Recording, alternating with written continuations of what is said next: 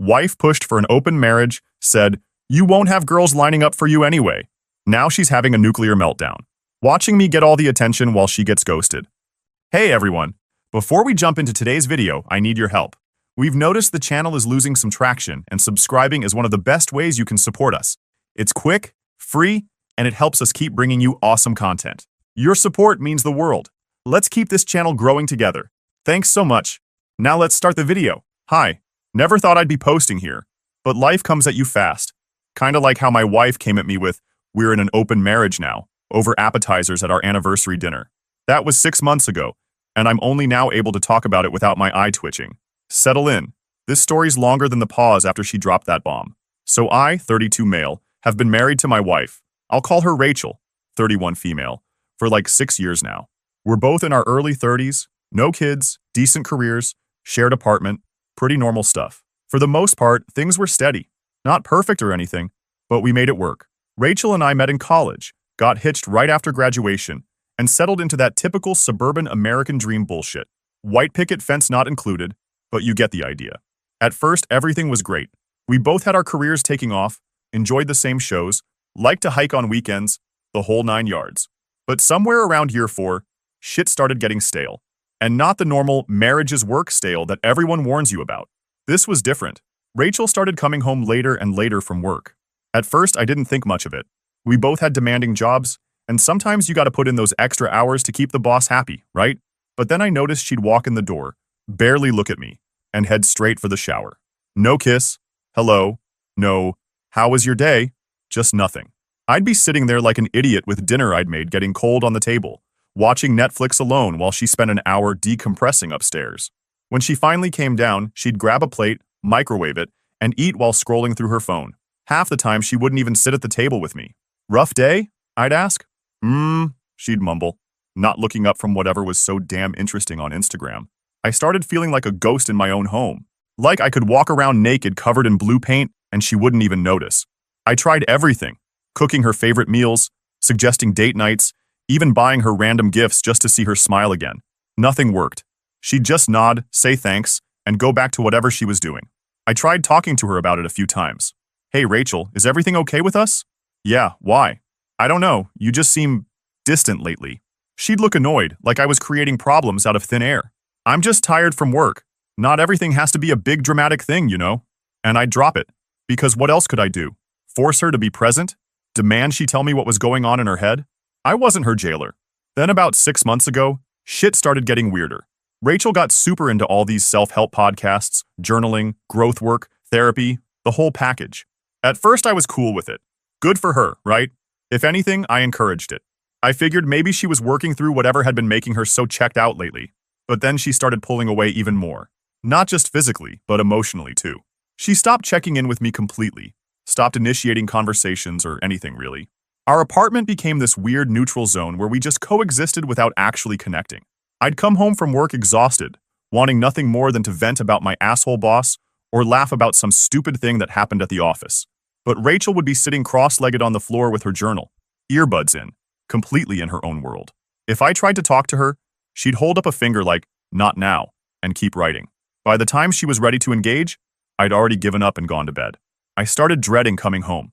Started stopping at the bar with coworkers more often, just to put off walking into that cold, empty apartment. Even though Rachel was physically there, the place felt abandoned somehow. No warmth, no life. When I'd bring it up, she'd just say she was working through things internally, whatever that means. I gave her space, I was patient, I didn't push her too hard. Maybe I should have. I remember one night I came home from a particularly shitty day at work. All I wanted was to chill and someone to talk to. The apartment was dark, again, except for the glow of Rachel's laptop in the bedroom. I found her typing away, earbuds in, completely oblivious to my presence. I stood in the doorway for a full minute before she noticed me. "Oh, hey," she said. "I didn't hear you come in." "I've been home for 20 minutes, I said. "I was in the kitchen." "Oh," she glanced back at her screen. "Did you eat?" I grabbed something with Vanessa after work. Vanessa, the new work friend I remembered meeting Vanessa at Rachel's office Christmas party last year. Tall blonde, fake boobs, kinda loud, always touching people when she talked. She gave me weird vibes then, but I just nodded and walked away, feeling that familiar hollow ache in my chest. Once again, I'd be eating alone, watching TV alone, and eventually sleeping alone, despite sharing a bed with my wife. Then came our anniversary. Neither of us had planned anything special, pretty telling about where we were at that point. We were just sitting on the couch, takeout containers on the coffee table, some random Netflix show neither of us was watching. I was scrolling through my phone when Rachel suddenly muted the TV. "We need to talk about us," she says, with this weird, serious look on her face. I put my phone down, leaned back, and just waited. Whenever someone starts a conversation like that, you know whatever's coming isn't good. But I wasn't about to show any reaction until I heard what she had to say. 6 years of marriage, and I still couldn't read her mind. But the way she was fidgeting with her wedding ring told me this wasn't about vacation plans. I want an open marriage. I just stare at her for a second, thinking it's a joke. It wasn't. "Monogamy feels unnatural to me," she continues, like she's explaining why she switched coffee brands. "I've been thinking about this for a while." "Are you serious right now?" I asked. "I still love you." She reached for my hand, but I pulled back. "This isn't about replacing what we have. It's about exploring new connections." "So you want permission to cheat?" I ask. "It's not cheating if we both agree to it," she says, voice all patient, like she's explaining something to a child. "It's ethical non-monogamy." I kept my face neutral, but my mind was racing, connecting the dots. The late nights at work, the password on her phone that wasn't there before. This isn't a random idea. She's already got someone lined up, maybe already started. So I decided to test my theory. "So let me get this straight," I say, with a casual shrug. "You're saying it's cool if I go out and hook up with other women too?" Then she does this little laugh, not nervous, but like I'm being ridiculous. "Don't be so dramatic," she says, rolling her eyes. "Besides, it's not like you'll have girls lining up for you anyway. You haven't exactly been fighting them off all these years." That's when I knew our marriage was already dead. She didn't just want to sleep with other guys. She wanted to make sure I knew she thought I couldn't do the same. Gotta admit, that shit cut deep. We'd been together since college. I hadn't needed to fight off other women because I was committed to her. And now she was throwing it in my face like I was some loser who should be grateful anyone wanted me at all. But this wasn't Rachel at all, or at least not the Rachel I married. She used to talk shit about her friends who cheated on their boyfriends. Now she's sitting there telling me how limiting monogamy is and taking shots at my desirability? Something wasn't adding up. After some pushing, she finally mentioned her coworker Vanessa had been opening her eyes to new relationship styles. Apparently, Vanessa and her husband had an open marriage and were super happy, living their best lives or whatever. I straight up told her I wasn't comfortable with it. But the way she framed it wasn't really like a question. It was more like she was telling me about this cool new, evolved relationship model we were going to try. And honestly, I was just tired. Tired of being the only one trying. Tired of feeling like everything was on me to fix. So I said fine. Not because I wanted it, but because I was already checked out and didn't have the energy to argue anymore. In my head, though, I was already thinking about divorce. Like, who the hell asks their husband if they can sleep with other people, insults him in the process, and expects the marriage to survive that? But I didn't say that part out loud. I just set some ground rules. No emotional attachments, complete honesty about everything, and safety first. And most importantly, we'd revisit the whole thing if one of us started getting serious feelings for someone else. She agreed to all of it. Of course, Rachel jumped right in. I think it was literally the same weekend we had the talk. She had 2 hookups back to back, came home looking like she'd just discovered the meaning of life or some shit. Told me about it in these vague terms, saying it made her feel alive and free. She was proud of herself. Man, the freaking audacity. I just nodded along, pretending to be interested in all the details. What else could I do? The marriage was clearly over. Had been for a while, really. This was just the final confirmation I needed. While she was talking about her amazing new experiences, I was mentally calculating how to divide our assets and wondering if my buddy's couch would be available for a few weeks. Didn't say any of that, though.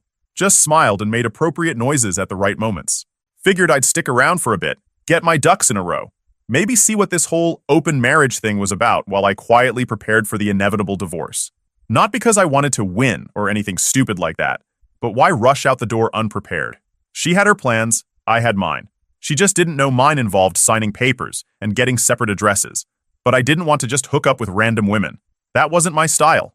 Instead, I focused on myself. Started hitting the gym again. Got back into rock climbing, which I used to love before marriage. Updated my wardrobe, got a fresh haircut. Started going out more like I used to do when I was single. Just basic self-improvement stuff. The first night I came home from the gym, sweaty and actually feeling good about myself for the first time in months. Rachel was in the kitchen, making a smoothie or some shit.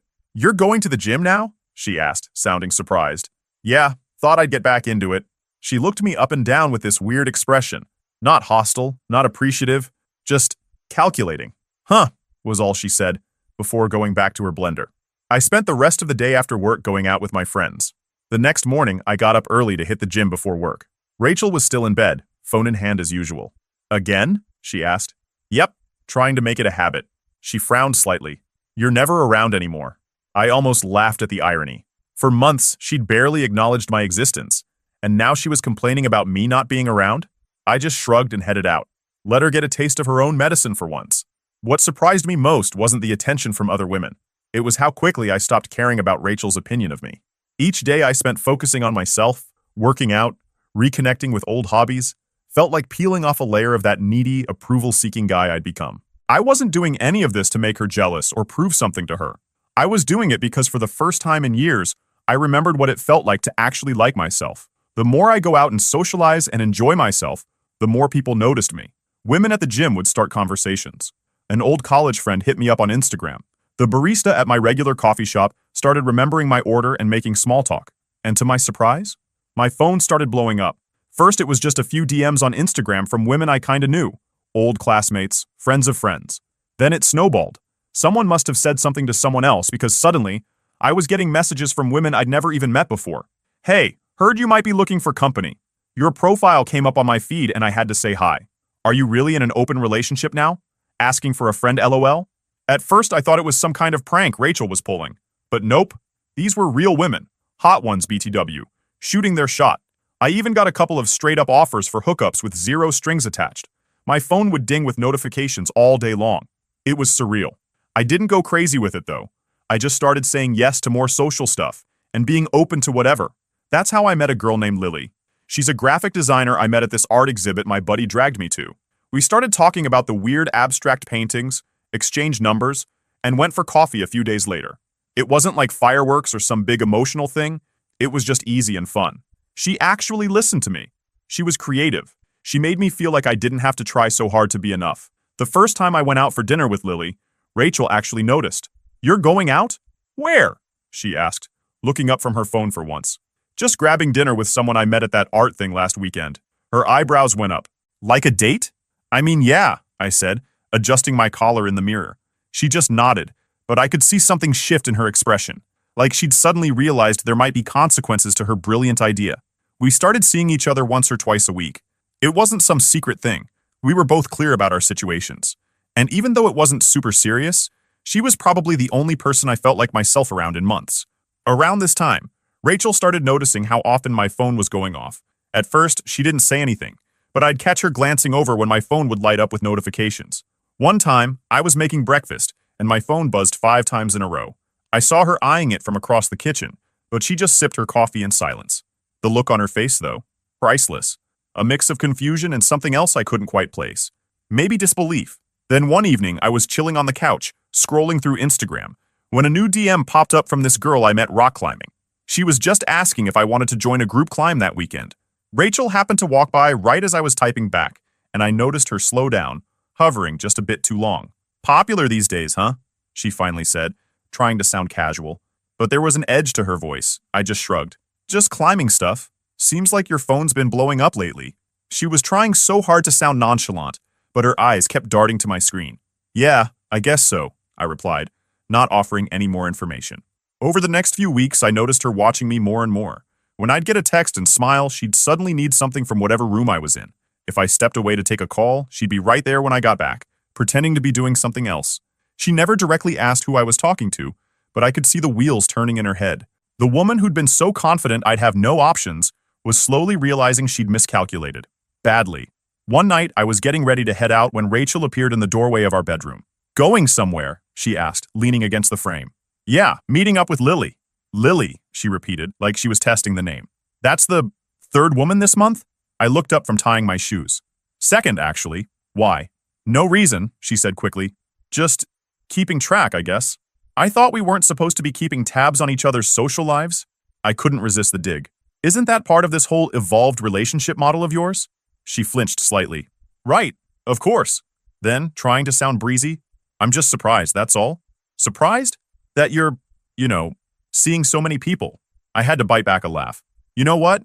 Turns out the open relationship wasn't a bad idea after all. Her face hardened instantly, that fake smile vanishing faster than free beer at a frat party.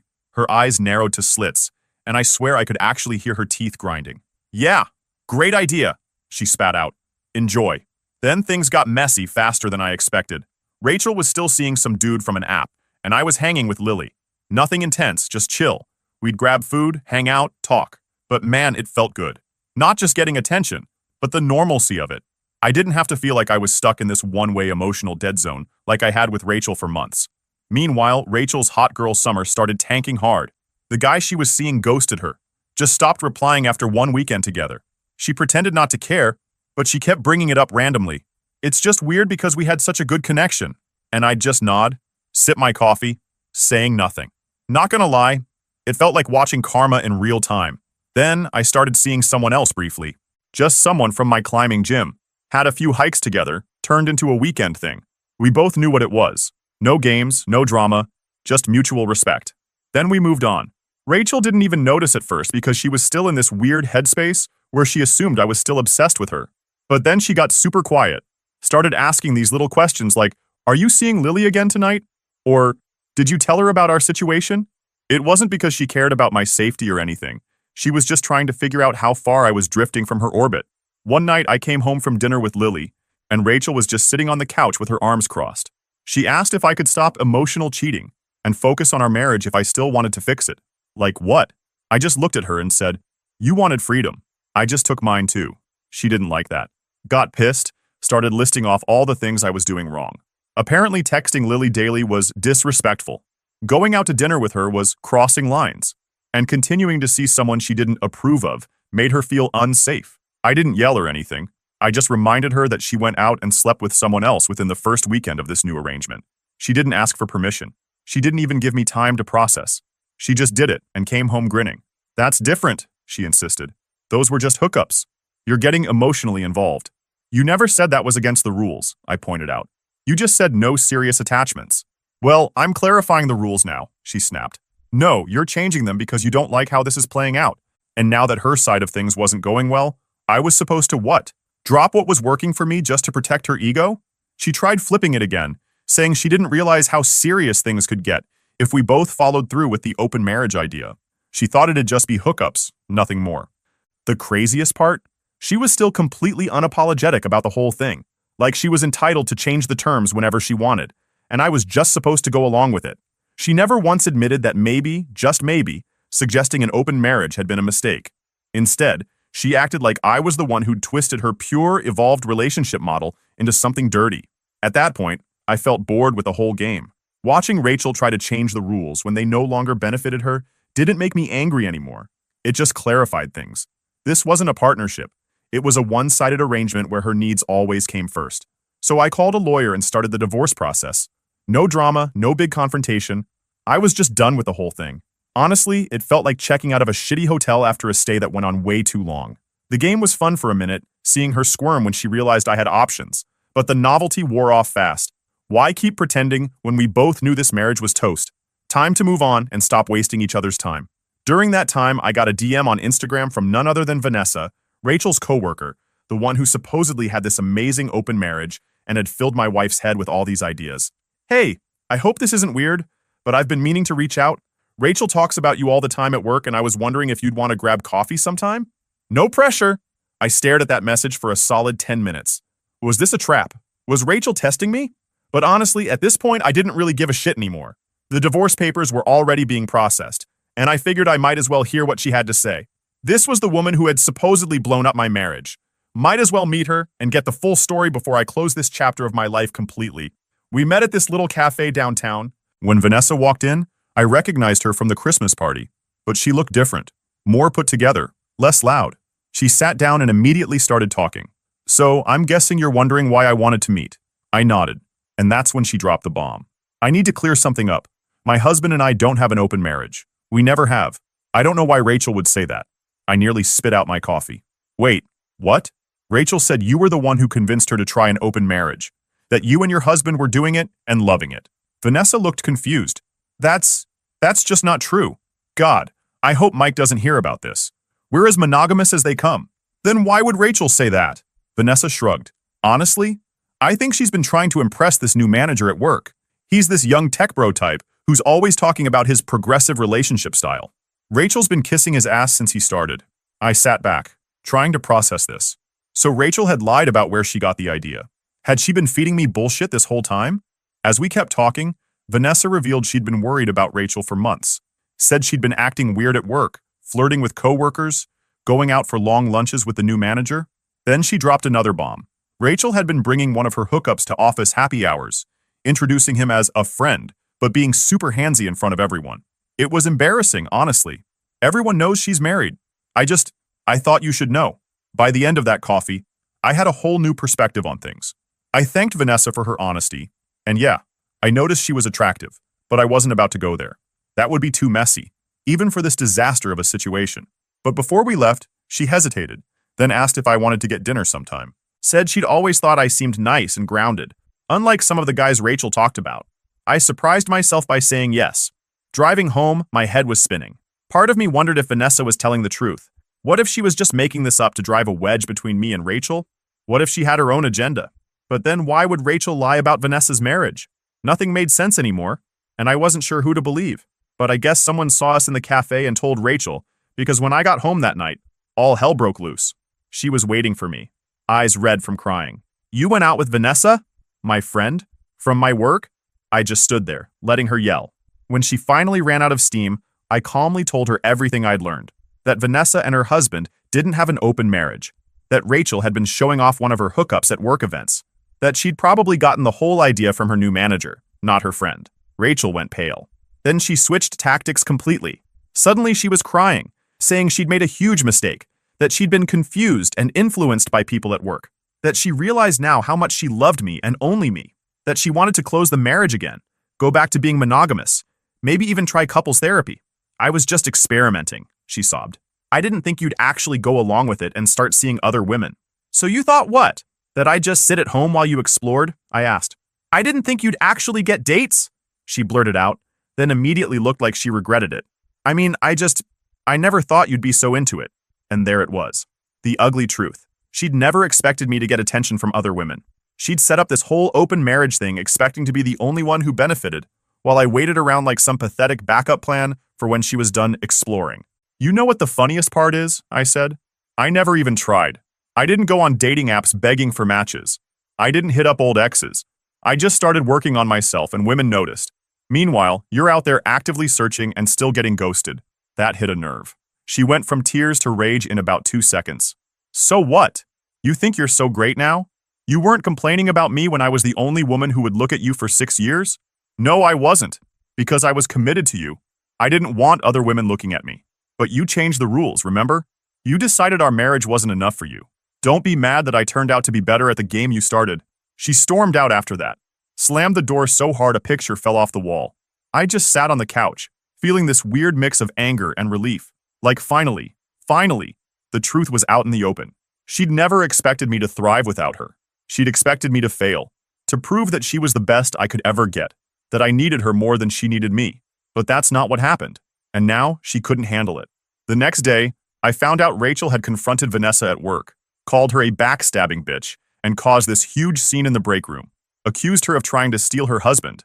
Vanessa texted me about it. And honestly, I felt bad that she'd been dragged into our mess. But I also knew that was the final straw for me. That night, I handed Rachel divorce papers I'd had drawn up weeks ago. Her face when she realized I'd been planning this, that I hadn't just spontaneously decided after the Vanessa incident, was something I'll never forget. Marriage isn't a game, I told her. You don't get to change the rules when it suits you, then change them back when it doesn't. I'm done. She went into full panic mode, crying, begging, promising to change. Said she'd quit her job, delete all her dating apps, anything I wanted. But it was too late. I'd mentally checked out the moment she suggested opening our marriage and laughed about how no one would want me anyway. I just hadn't admitted it to myself until now. You can't do this, she said. I made one mistake. No, you made a series of choices, I corrected her. You chose to pull away from me. You chose to suggest an open marriage. You chose to lie about where you got the idea. You chose to hook up with other guys without giving me time to process. And you chose to make me feel like I should be grateful anyone wanted me at all. Those weren't mistakes. They were deliberate decisions. She had no response to that, just more tears and accusations. But she never Not once, actually apologized for what she'd done. The next few weeks were hell. Rachel went between begging me to reconsider and threatening to destroy me if I went through with the divorce. She called my parents, told them I'd been cheating on her with multiple women, conveniently leaving out the whole open marriage part. She tried to turn our mutual friends against me, saying I'd changed and become some kind of player. But I had receipts, text messages where she'd laid out the whole open marriage idea, screenshots of her dating app profiles, the conversation where she'd literally laughed at the idea of me getting attention from other women. Once people saw those, the narrative shifted real quick. What really sealed the deal, though, was when her manager got involved. He actually had the balls to text me, saying he thought I was being closed-minded and punishing Rachel for her sexual liberation. Said if I was a real man, I'd be secure enough to let my wife explore her desires without feeling threatened. I didn't even dignify that with a response. Just forwarded the message to Rachel with, "Your boyfriend's texting me now?" Real classy. She called me immediately, crying and swearing he wasn't her boyfriend. They'd never hooked up. He was just a mentor at work. But the damage was done. If this guy felt comfortable enough to reach out to me, her husband, and lecture me about my own marriage, there was definitely something going on there. The divorce wasn't pretty, but it was necessary. I didn't stick around to watch the fallout. I moved out, got my own place, and focused on rebuilding my life. I didn't date for a while. Not Vanessa, not Lily, not anyone. I needed time to process everything and figure out who I was outside of that toxic relationship. Sometimes I'd get texts from Rachel late at night. Sometimes angry, sometimes sad, sometimes weirdly nostalgic. I stopped responding after a while. There was nothing left to say. I kept up with the gym, the rock climbing, all the stuff I'd gotten back into during our open marriage phase. Not because I was trying to impress anyone, but because I genuinely enjoyed it. I reconnected with old friends, made some new ones, started traveling a bit, just weekend trips to places I'd always wanted to see. I started spending more time at this little coffee shop near my new place. Nothing fancy, just quiet enough to think. After a while, the barista started noticing me coming in almost every other day. One afternoon, while handing me my usual, she smiled and said, "Rough week?" I guess I must have looked worse than I thought, because we ended up talking for a bit.